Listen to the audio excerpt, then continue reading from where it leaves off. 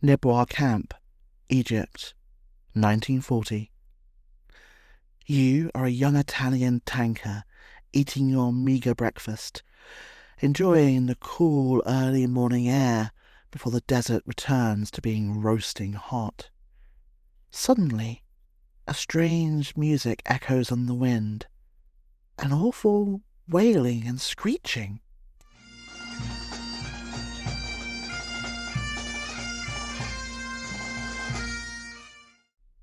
Then you hear a sound you know all too well.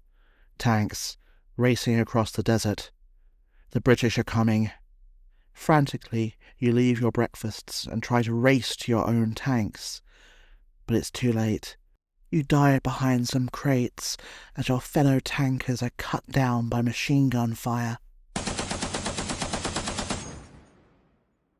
Soon, even your own tanks are reduced to scrap metal. Trying to help, you join an anti-tank gun crew as they slam a shell into the gun and aim at one of the lethal British Matilda tanks. The gun spits out the shell and it flies towards the metal Leviathan. But your joy turns to horror when the shell just bounces off. Then the Matilda's turret turns towards your position. You flee. The anti-tank gun explodes behind you. Exchanging fire with the British, a comrade of yours tries to throw a grenade, but it explodes in his hand. Curse this shoddy equipment Mussolini has given you. Finally, it is too much. Hands in the air, you surrender. The base has fallen in less than an hour. I'm your host, James Barton. Welcome to Forgotten Wars. This country is at war with Germany. Today, our armed forces joined our NATO allies in airstrikes against Serbian forces. Eagle 1, first strike, you have permission to engage the target. In the first few hours after our servicemen went to the rescue of young Americans and of democracy in Grenada, damals uns ausgebildet und wollen diese 4 Jahre nützen. Hello everyone, welcome to the show. When I was growing up, I used to watch a brilliant TV comedy show called Allo Allo, set during the Second World War. It was about a reluctant French cafe owner being forced to work for the French resistance, dealing with crazy Brits, incompetent Germans, and beautiful French waitresses. My favourite character was the Italian general Alberto Bertorelli. Vain, pompous and cowardly, he led a rag-bag assortment of scruffily clad, poorly motivated, dirty, ill-disciplined, semi-literate troops. We're taking this trip down memory lane to a 90s TV show because it's a perfect example of how Mussolini's war effort is seen today. One of my old lecturers at university even went so far as to claim there was no need to study Italy's contribution to the Axis powers. Its soldiers, quote, spent their time playing their mandolins and surrendering, end quote. In this mini-series, we're going to explore how and why the Duce's, or Leader's war effort, went completely off the rails, starting today in the deserts of North Africa, where a daring British offensive will leave Mussolini's dream of a new Roman Empire in tatters, and himself a puppet of Hitler. By 1940, Benito Mussolini was in his 18th year as fascist dictator of Italy, and it showed. Increasingly, he resembled a decadent Roman emperor, bloated and bald, more interested in his many mistresses than in governing the country. Indeed, his womanizing had, if anything, gotten worse as he aged. Indifferent to the looks of his conquests, though he liked them to smell strongly of scent or sweat, he would bring them to his office and then thrust himself forward with sadistic vigour, dragging them to the floor while removing neither his trousers nor his shoes. Apparently, quote, his brutality and savage curses in moments of climax were followed by words of tenderness, however brief and however commonplace, when he was satisfied. End quote. and at least one woman was favoured after he had lifted himself from her person with a brief demonstration of his skills on the violin. What a man of culture! As the Duce played Casanova, his regime stagnated. Success was punished and corruption was rewarded. Mussolini joked that he could not sack Geraci, or fascist functionaries who had made their fortunes, because they would make way for those with fortunes still to make. He promoted pliable mediocrities who represented no threat, and servile lackeys who owed everything to him and competed against one another. During the late 1930s and early 1940s, this had the paradoxical effect of permitting him to devolve power without losing any authority. Despite his decadence, a jealous Mussolini looked on enviously at Hitler's foreign policy successes. In the 1920s, he had been the dashing fascist strongman of Europe. Now he was being overshadowed. Humiliatingly forced to stay out of the war at first by Italy's sheer unpreparedness, when the defeat of France seemed imminent, he quickly joined the conflict, hoping to grab some choice morsels, like a jackal in the Serengeti. Yet even against a France in the midst of collapse, his forces failed to make any progress, and he gained nothing. Not put off, he bombarded his generals with increasingly fanciful schemes of conquest. He wanted to invade Yugoslavia, Greece, British-controlled Egypt, and Vichy France's North African colonies, just for starters. In fact, Italy at this time resembled an angry drunk yelling, "Come on if you think you're hard enough," in a bar. He refused to focus on one target, to the despair of his poor generals. Italian Foreign Minister, and also Mussolini's son-in-law, Galizio Ciano, tried to make a blessing out of this indecision by boasting to the German ambassador that, quote, "the Italian program is to have no program," end quote. The German stared at him open-mouthed, and then rushed off to have a stiff drink. The Italian military that would have to implement these pipe dreams was grossly unprepared for the task. While Mussolini still boasted that he had 8 million bayonets and aeroplanes so numerous that they could blot out the sun, behind the scenes, rampant corruption and incompetence was rotting away the Italian military. El Duce only had himself to blame. He was simultaneously Field Marshal of the Empire, Commander-in-Chief, Minister of War, Minister of the Navy, and Minister for the Air Force. He did none of these jobs well. It probably didn't help that his own service in World War I had been pretty poor. The closest he had come to danger was when he was struck by shrapnel while observing the demonstration of a new mortar. One fellow soldier said, apparently with a straight face, that the future dictator, quote, "wasn't much under fire," end quote. 18 years of fascism and its obsession with martial glory and expansionism had left the Italian military worse off than when it fought in the First World War. Italy's tanks were very lightly armoured, so much so that hunting rifle bullets could pierce them easily. On top of this, they were also slow and often broke down. Their armoured cars dated back to 1909, and many were found to have wooden guns due to corruption. In fact, for a nation with a proud history in building cars, the whole military was remarkably unmechanised.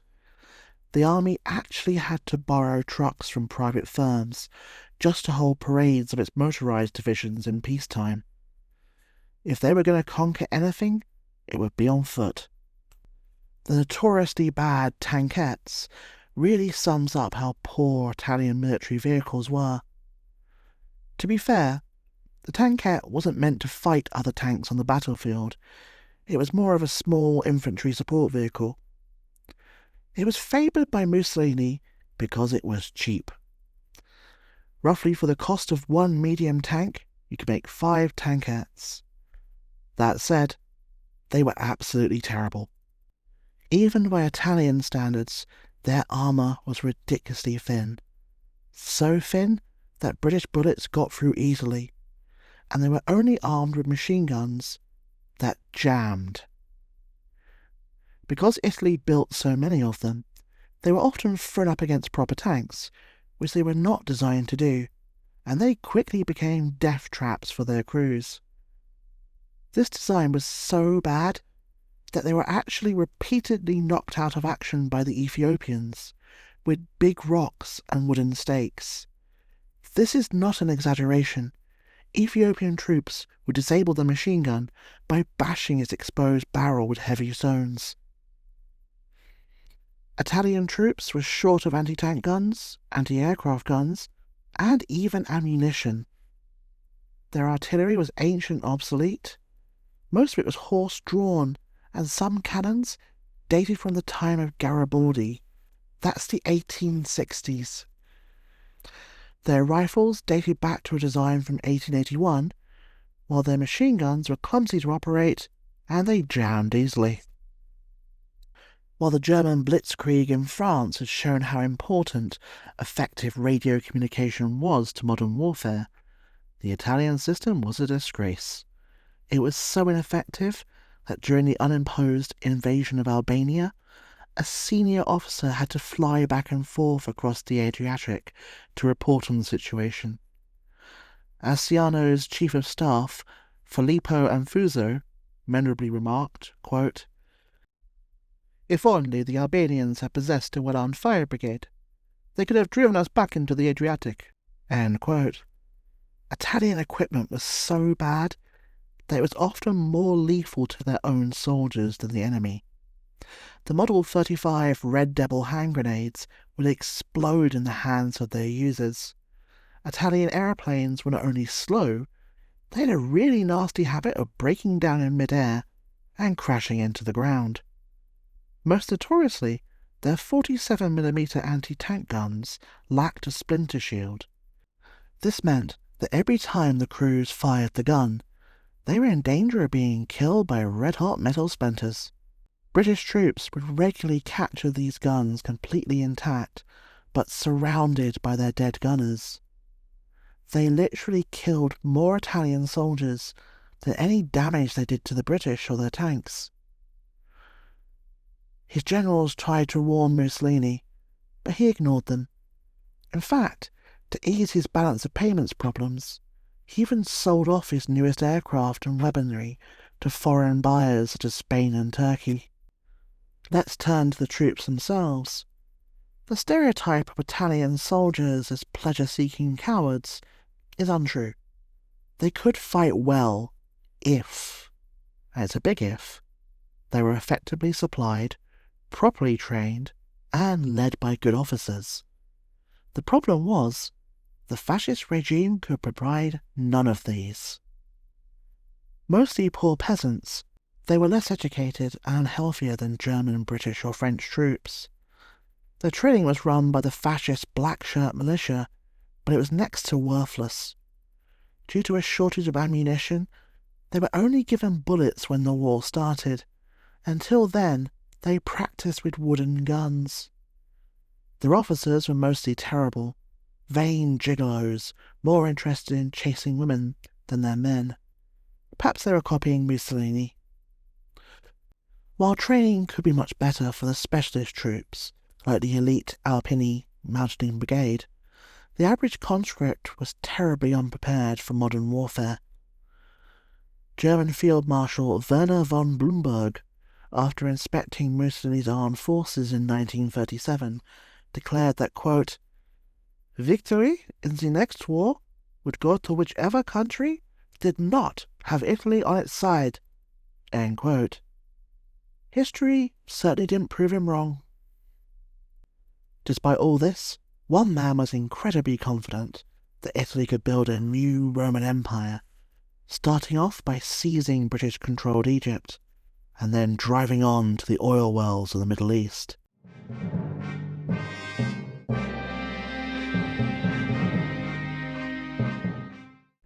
Mussolini, in full military uniform, looking a bit like a Christmas tree with a number of medals on his chest, grimly studies the map of North Africa before him. Little models representing Italian and British forces. At first you were quite impressed by his martial bearing, and the fact that he seemed to know where every unit was.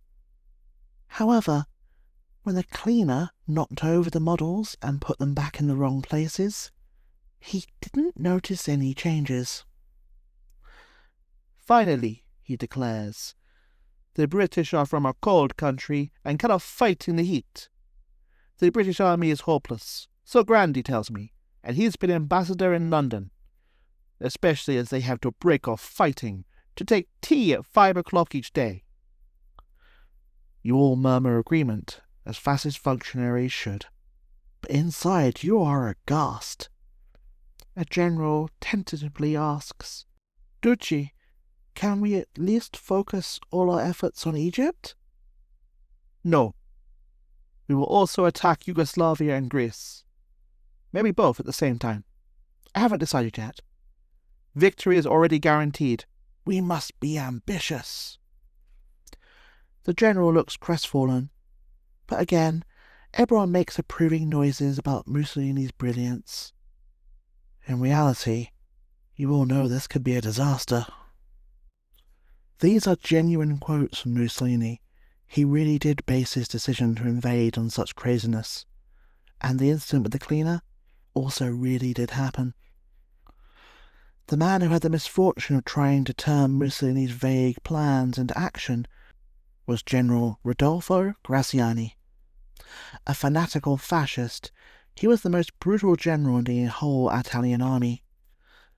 The war crimes of Mussolini's soldiers are often forgotten and overshadowed by the Nazis' atrocities, but Graziani certainly gave them a run for their money. He murdered 30,000 Ethiopians after an assassination attempt on himself, earning the nickname the Butcher of Ethiopia. Even the Butcher, though, was worried about invading Egypt. He kept trying to persuade Mussolini to abandon the scheme. When this didn't succeed, he used every trick in the book to delay operations, such as calling for huge reinforcements that he knew could not be provided. Ciano later wrote that, quote, "Never has a military operation been undertaken so much against the will of the commanders." End quote. Graziani understood what Mussolini did not.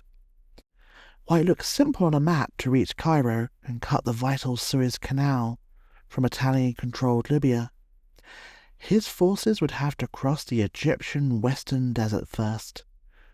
This sprawling sand sea, occasionally pockmarked by mud huts or the odd well, was brutally hot by day and freezing by night.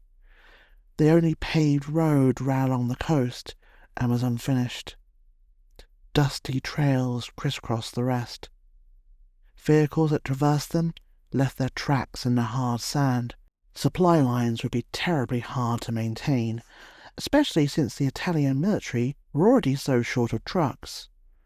Even worse, the army would have to be supplied with every drop of water it needed, despite the fact that Italy did not have the water tankers to do this. Just to make things even worse, their ration packs were pasta meals that had to be cooked in boiling water, already a scarce commodity. El Duce would achieve the rare feat of both starving and dehydrating his own men. Under the threat of being immediately fired, Graziani finally sent his men across the frontier. From the start, the Italian offensive was a bungle. Radio Rome managed to give the game away and destroy any chance of a surprise attack by announcing the impending offensive to the whole world and to British intelligence that was listening in. When Graziani's men finally moved on September the 10th, their artillery fired a massive bombardment, but it was onto positions the British had already abandoned. Their vehicles overheated, and the group led by General Moletti even got lost. The British 11th Hussars, screening the Italian move, had a good laugh watching General Maletti's soldiers try to figure out their location from poorly drawn maps. The entire 1st Libyan Division, including a regiment of paratroopers who gloried in the title, but had never actually got round to learning how to jump out of an aircraft, attacked the town of Sollum, which was held by a single platoon of Coldstream Guards. The British laid mines and withdrew, turning the Italian drive into the laborious task of mine clearing. Do I need to mention that their mine clearing equipment was absolutely terrible?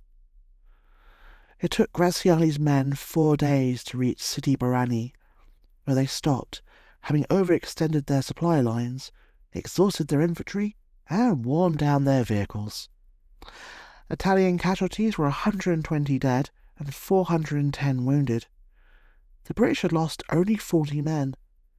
Radio Rome confidently broadcast that, quote, "All is quiet and the trams are running again in the town of Sidi Barani," end quote. Sidi Barani was in fact a collection of mud huts. There were definitely no trams.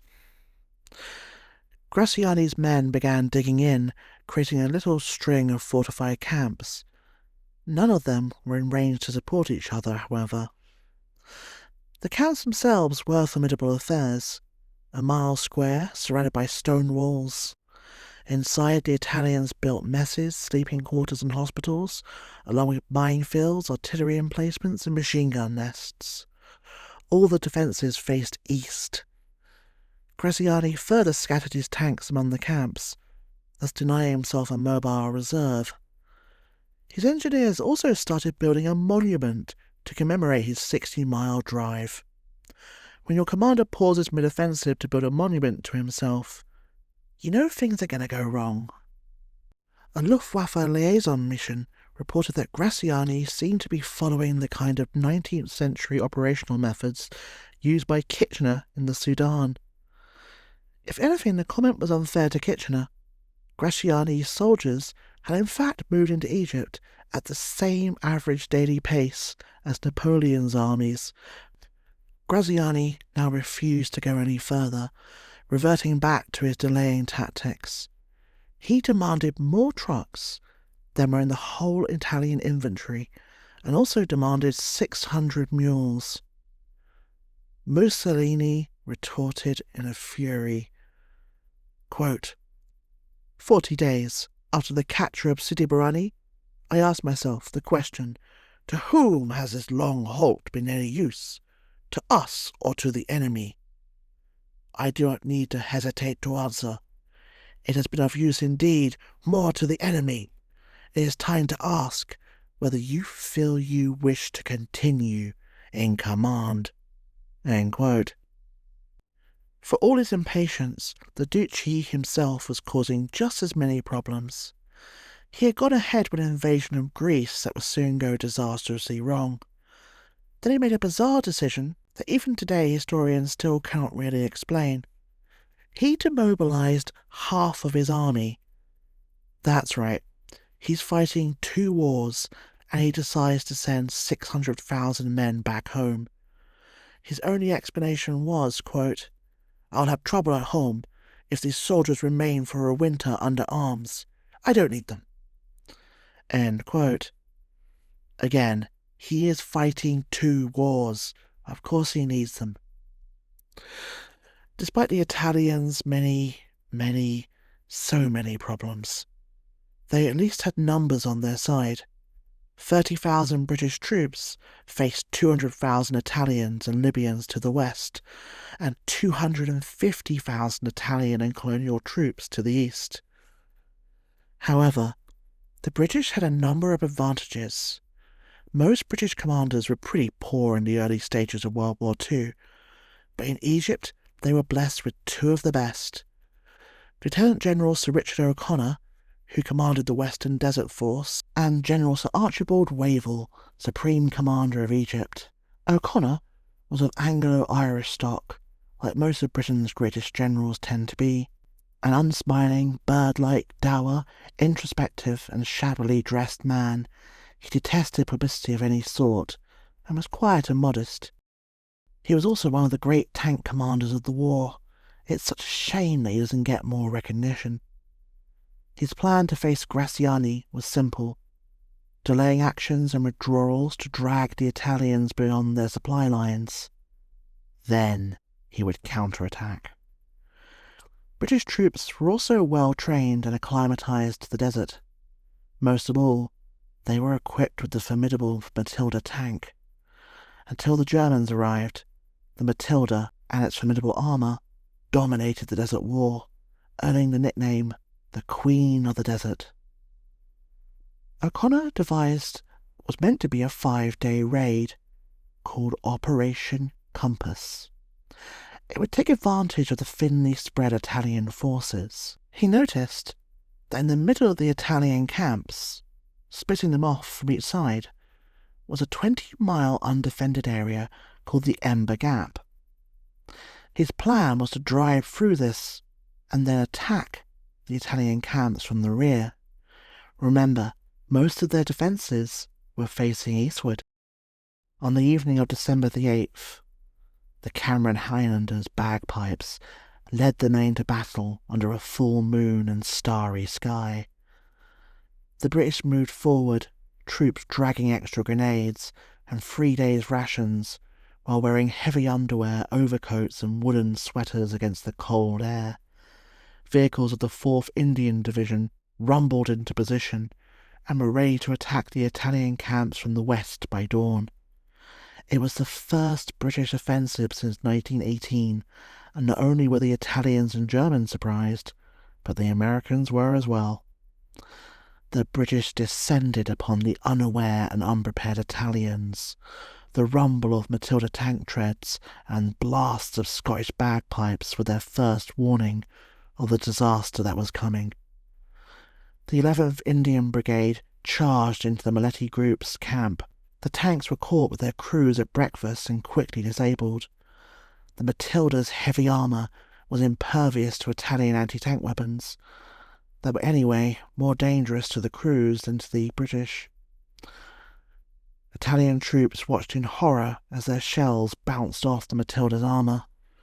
In 10 minutes, the British destroyed as many tanks.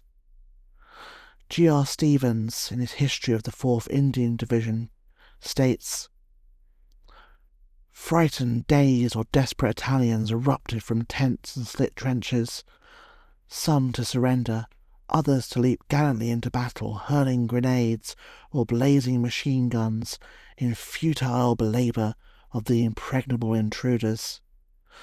Italian artillerymen gallantly swung their pieces onto the advancing monsters.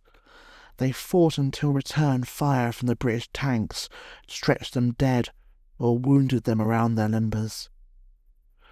Maletti himself leapt from his bed, firing his submachine gun. A British burst cut up the general, and he staggered back into bed to die.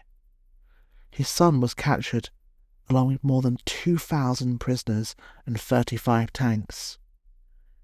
The Indians lost just 56 officers and men. As the fighting died out at Maletti's Nibbawa camp, the Italians shuffled down the coast road to Mersa Mutra, where astonished British MPs were overwhelmed. The Redcaps passed out barbed wire and wood and told the Italians to build their own stockades. And they actually did. Back at Nibbawa, other Italian troops started switching sides. When Italian engineers saw British artillerymen digging gun emplacements, the Italians broke out their picks and shovels and started helping. Other Italian troops showed the British how to make pasta. One Pittsburgh-born Italian told his captors, quote, "If I could get my hands on that bastard Mussolini, I'd kill him right now." End quote. The next camp to be hit was Tumar. Italian artillerymen fought to the last, but their shells just bounced off British tanks. Nearly 4,000 Italians were captured, along with large amounts of wine belonging to the Italian officers. Nice to know they had their priorities straight. British and Indian troops swarmed all over the camp, finding donkeys and mules everywhere, braying helplessly. war correspondent Alan Moorhead stunned to find that Italian officers lived in tents with clean bedsheets and chests and drawers full of dress uniforms, medals and braid. On top of this, there were large quantities of wine, bread, mineral water, liqueurs and canned vegetables. Life was good if you were an Italian officer, it seems. Meanwhile, the British were advancing on Sidi Barrani. The British had been expecting fanatical resistance here. It was garrisoned by Mussolini's own black shirt militia units, supposedly fanatical fascists devoted to the cause and to Mussolini himself. But the rot had set in. They emerged from their trenches, looking as if they were going to do a mass attack, but instead they came stumbling forward with their hands up. Sidi Barrani, where Radio Rome had said the trams were running, turned out to be 20 huts, all wrecked, including 2 small brothels, both of which were still open for business. The British found an abandoned Italian field hospital, complete with an appendicitis patient, laying on the table, with instruments still sticking out of him.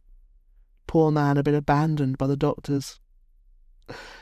The only thing that was intact was Graziani's 6-foot-high monument, with the inscription that, "Despite wind and sand and the wiles of the enemy, Egypt and Libya were inseparably joined together under fascist rule." The British disposed of the monument with armour-piercing shells. News of the Italian defeat hit Rome like a thunderbolt. Nazi propaganda minister Joseph Goebbels was calm, writing in his diary, "One can only comfort oneself with the fact that the Italians always suffer defeats, but in the end, always end up on the winning side. So it will be this time too." End quote. Goebbels was in for a shock. He should have stuck to propaganda. On December the 11th, the 2nd Black Shirt Brigade and the 64th Cantazaro Division tried to flee, but ran smack bang into the lethal British Matilda tanks. They completely disintegrated.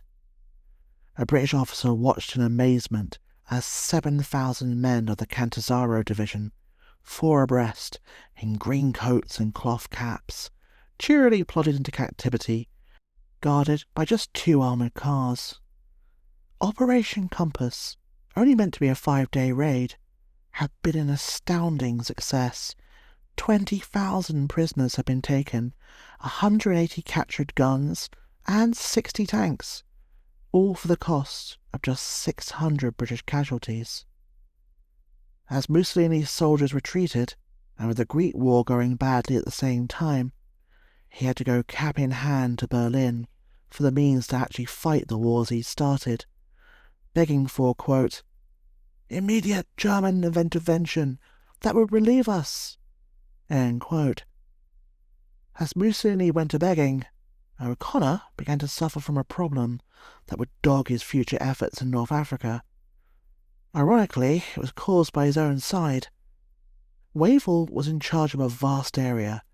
This included East Africa, the Middle East, and the Eastern Mediterranean.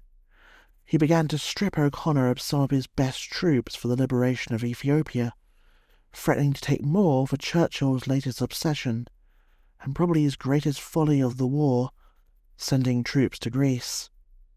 He advised that the operation should be wound down. Luckily for Britain, O'Connor was made of sterner stuff. He was determined to keep up the pressure.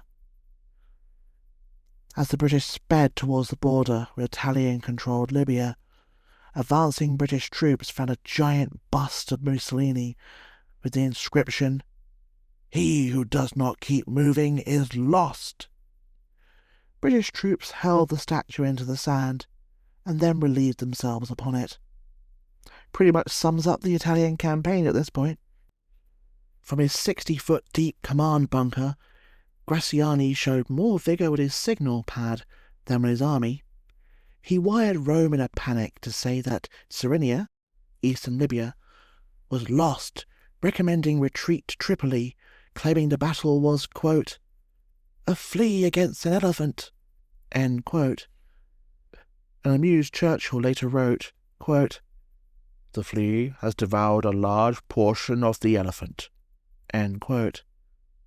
Mussolini bitterly complained that, quote, "a peculiar flea, one that between Sidi Barani, Bardia and Tobruk had at its disposal more than 1,000 guns." End quote. Referring to Graziani, Mussolini complained, quote, "Here is another man with whom I cannot get angry, because I despise him." End quote. Things were not going well. The Italians have finally stopped running at a town called Bardia, just inside the frontier of Libya. Here, they built a formidable defensive position. 18 miles of defences ring the port's white-walled houses and straight streets, garrisoned by 45,000 men and 400 guns and a brigade of M13 tanks. It was led by a decent officer, Annibale Bergonzoli, a Spanish Civil War veteran whose huge beard was reputed to give off sparks, hence he was given the nickname Electric Whiskers by his men. He had personally promised Mussolini that, quote,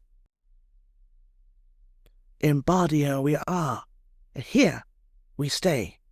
End quote. He would break that promise. The Australians were coming, about to start the journey that would turn them into legends of the desert. At 2:30 a.m., the Australian troops, looking enormous in jerkins, greatcoats and tin hats, lacking 150 rounds of ammo and 3 days of bloody beef, drank a tot of rum and moved forward under a heavy barrage, singing "South of the Border." The intense bombardment thoroughly frightened and demoralised the 1st Blackshirt Division, whose only combat experience had been beating up helpless civilian enemies of the state back in Calabria. Now the fascist goons found themselves under heavy shelling and facing enormous Australian infantrymen at point-blank range. These mere bully boys surrendered en masse. Some thought the Aussies' leather jerkins were actually bulletproof. The Australians cut through the Italian lines like butter, passing Italian troops waving white cloths. So many surrendered that it was impossible to provide guards for them. The Aussies were reduced to pointing with their thumbs over their shoulders and shouting, "Avante! After you!" As the regimental history states, it was now half an hour after midday. By this time, an apparently endless column of Italian prisoners was streaming back through the gaps in the perimeter. The officers in ornate uniforms would bat them beside them, carrying their suitcases. The men, generally dejected and untidy, strangely small beside their captors. While a seemingly endless column of Italian prisoners snaked across the desert towards the British lines, it wasn't all easy going. Some Italian units fought hard.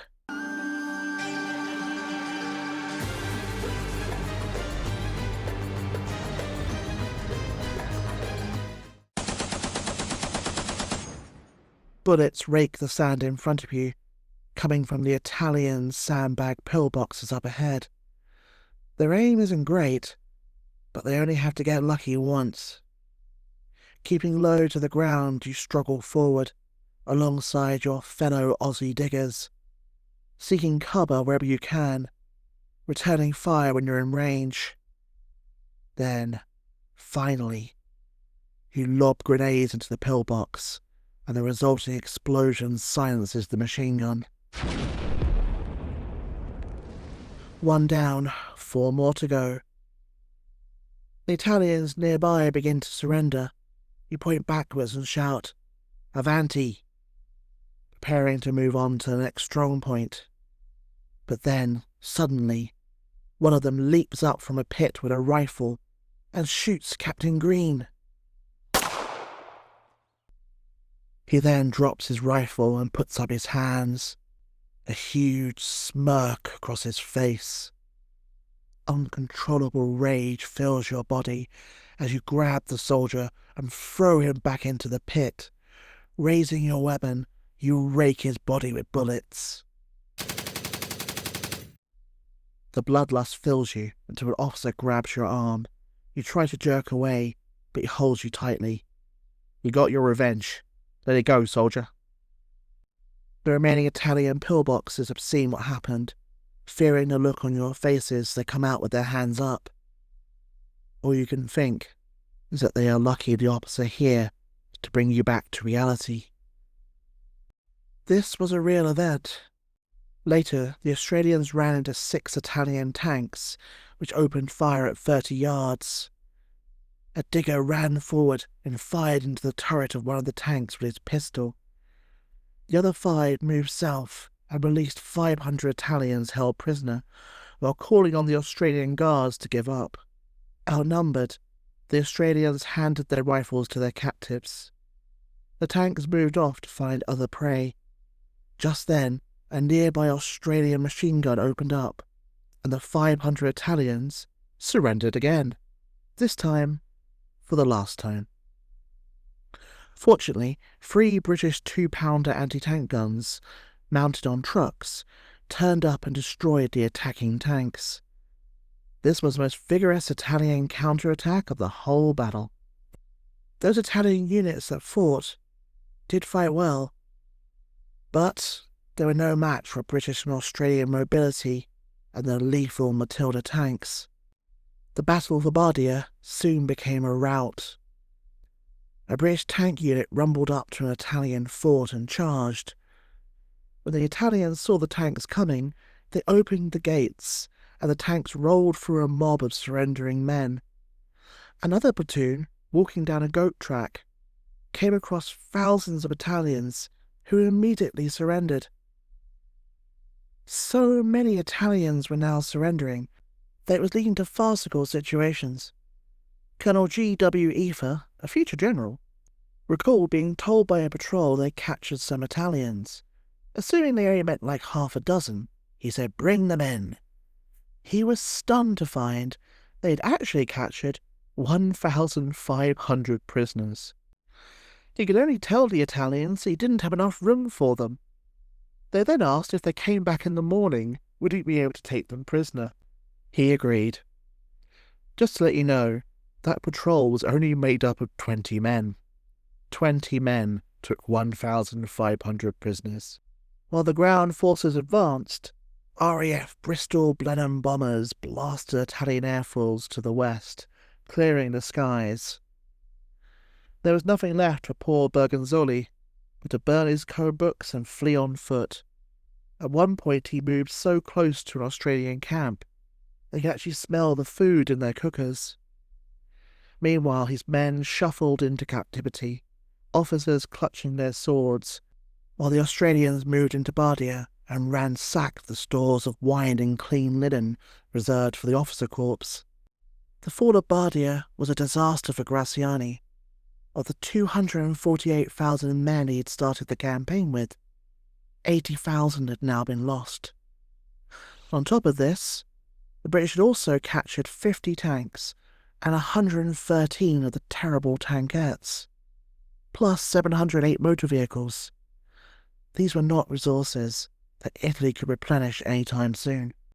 An enraged Mussolini, rather than blaming himself or the terrible mistakes of his regime, decided to blame the Italians themselves, accusing them of being a race of sheep, adding, quote, "In the future, we shall select an army of professionals, selecting them out of 12 to 13 million Italians there are in the Valley of the Po and in part of central Italy. All the others will be put to work making arms for the warrior aristocracy." As Mussolini fiddled while Rome burned, Graziani himself was also deeply depressed. He sent his wife to Ciano with a letter pleading for the Luftwaffe, blaming the whole mess on his great rival, Marshal Bergoglio. He even wrote up a will and talked of suicide. Ciano's sole action was to try and seduce his wife. For now, O'Connor would continue the advance, chasing the Italians to the port town of Tobruk. But a countdown clock had started on Operation Compass. Churchill was obsessed with his Greek folly. demanding that soldiers be sent there. By this point, the Australians were low on water, and their supply lines were close to snapping. They were only able to continue the advance because they were cannibalizing all the captured Italian equipment. Despite only having 18 working tanks, they stormed into Tobruk. The Italian artillery boomed in defiance, but most of the Italian guns were battered World War I relics, and many of their shells turned out to be duds. The Italians counterattacked with 9 tanks and hundreds of infantrymen. Private Ozzy Neal knocked out 3 Italian tanks with his boy's anti-tank rifle, an astounding feat.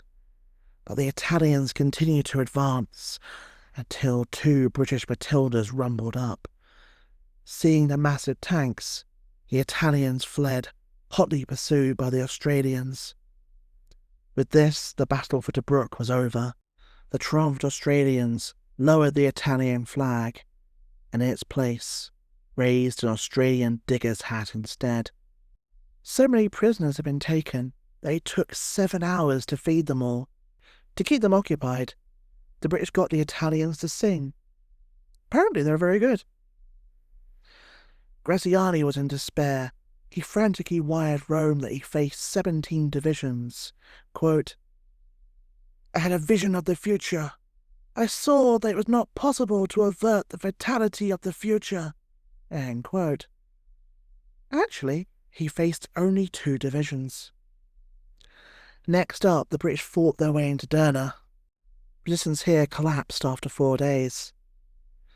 Alan Moorhead, the reporter, took over a superb and empty villa with an intact wine cellar and a bathroom, and took his first shower in weeks.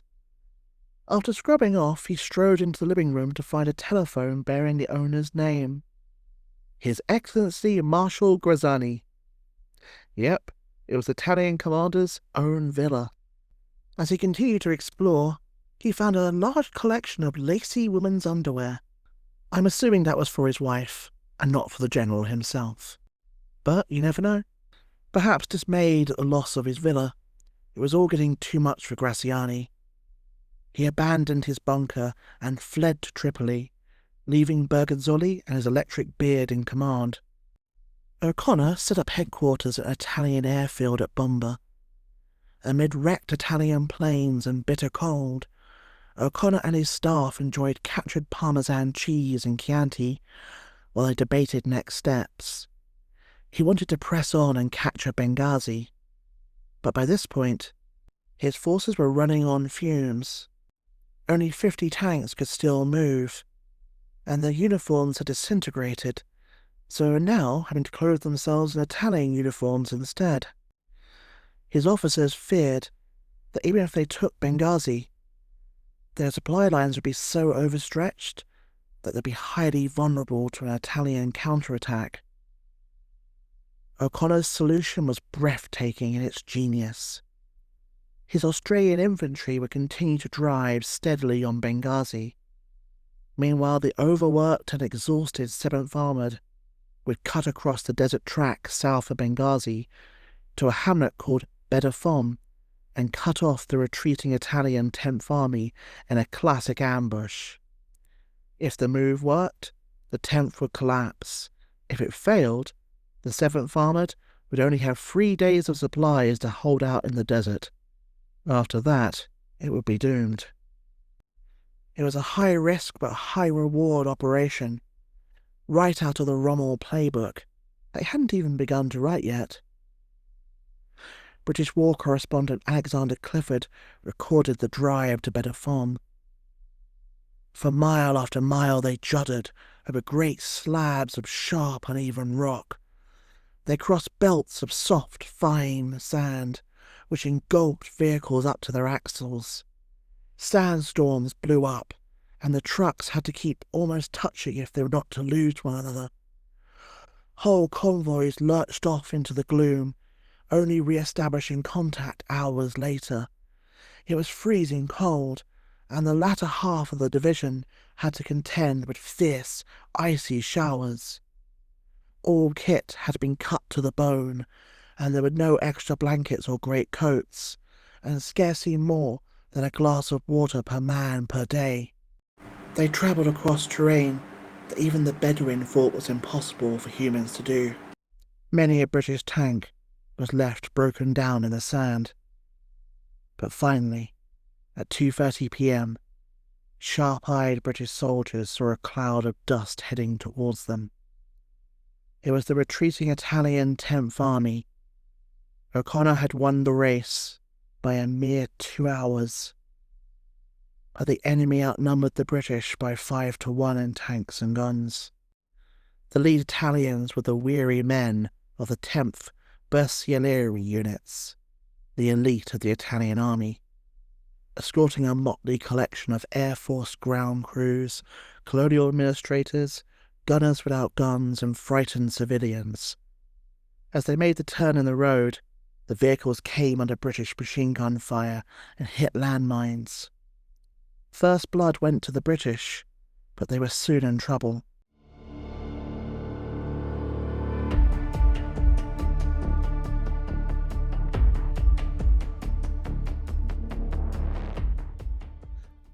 You are bone weary.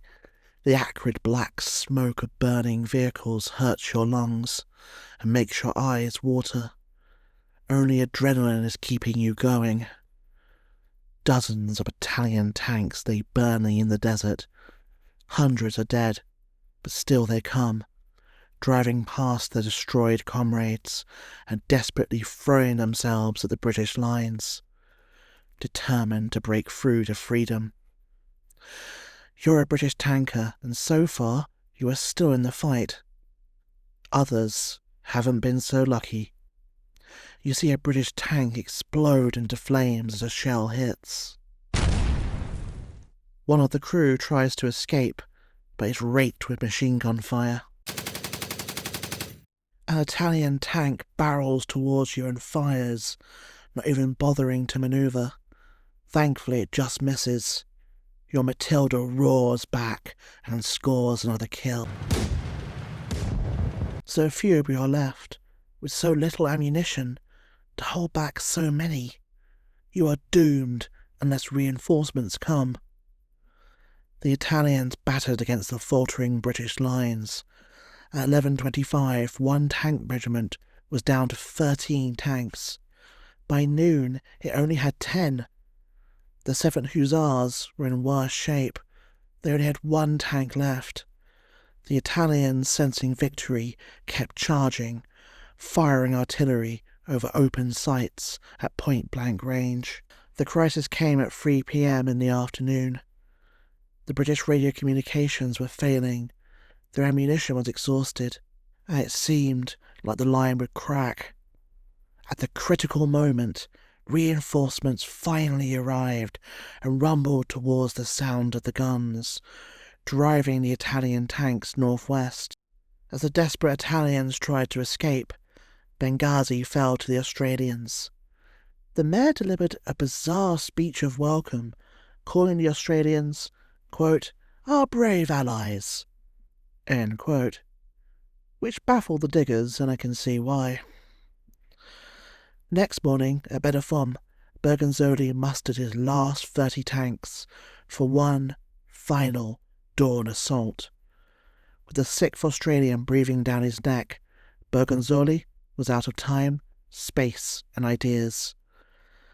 The attack was based on the courage of desperation. The Italians pressed through, having knocked out all but one of the anti-tank guns. That gun was manned by a battery commander, his batman, and a cook. They destroyed the last Italian tank.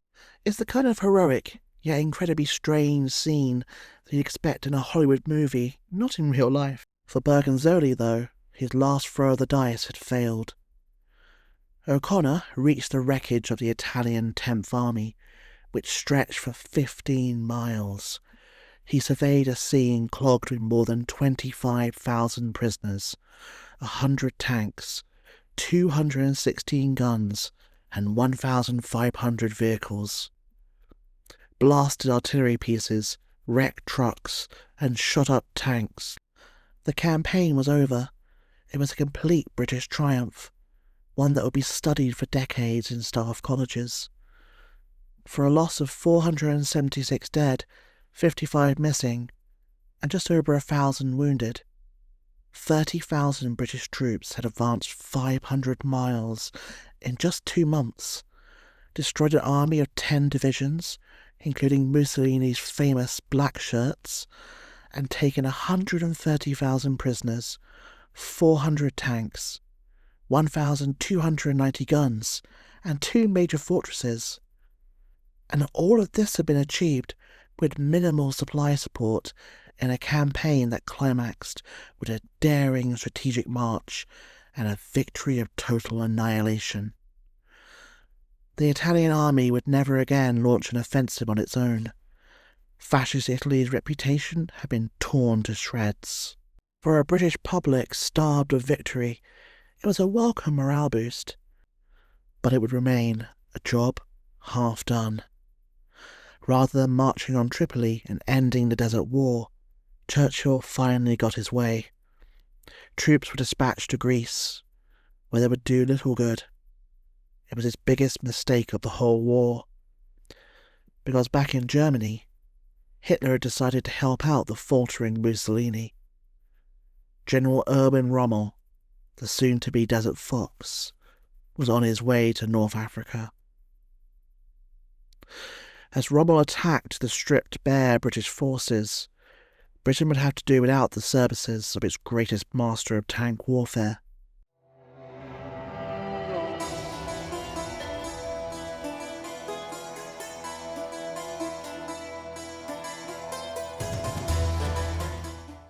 Your staff car judders and shakes as you drive through the desert in the dark. You are General O'Connor, and you are travelling with General Neame to an important meeting to discuss the threat of Rommel. Suddenly your driver swerves hard to the left, flooring the gas pedal. Multiple bursts of machine gun fire erupt all around you, lighting up the Saharan night as bullets chase the wheels of your Jeep. It's an enemy patrol. Your only hope is to outrun them. But soon the Jeep grinds to a halt, the unmistakable ping of bullets ricocheting off of the shattered rims of the vehicle still ringing in your ears. As you stare out into the ink-black darkness, a machine gun is thrust into your face. A voice with a heavy German accent announces, "For you Englanders, the war is over." O'Connor would be imprisoned by the Germans, finally escaping on his third attempt. He would lead troops in France after the D-Day landings, but Operation Compass would remain his finest hour. It is a forgotten victory by a sadly overlooked commander. In my humble opinion, O'Connor was one of the best generals of World War II. Graziani would be in disfavour for a few years, but was the only Italian general to remain loyal to Mussolini after his fall. He continued to lead fascist forces against the Allies for Mussolini's shrinking northern Italian puppet state until the end of the war. He would never face justice for his crimes, instead becoming a rallying point for post-war fascists. Thank you for listening. To help the podcast grow, please like, leave a review, or tell a friend. In the next episode, Mussolini faces even more humiliation, this time at the hands of the hardy Greeks, where we meet two of the most incompetent Italian generals of World War II. And that is really saying something. If you have a war you'd like me to cover, please contact me on bartonjames84 at proton.m for mother, E for echo. See you next time for more Forgotten Wars.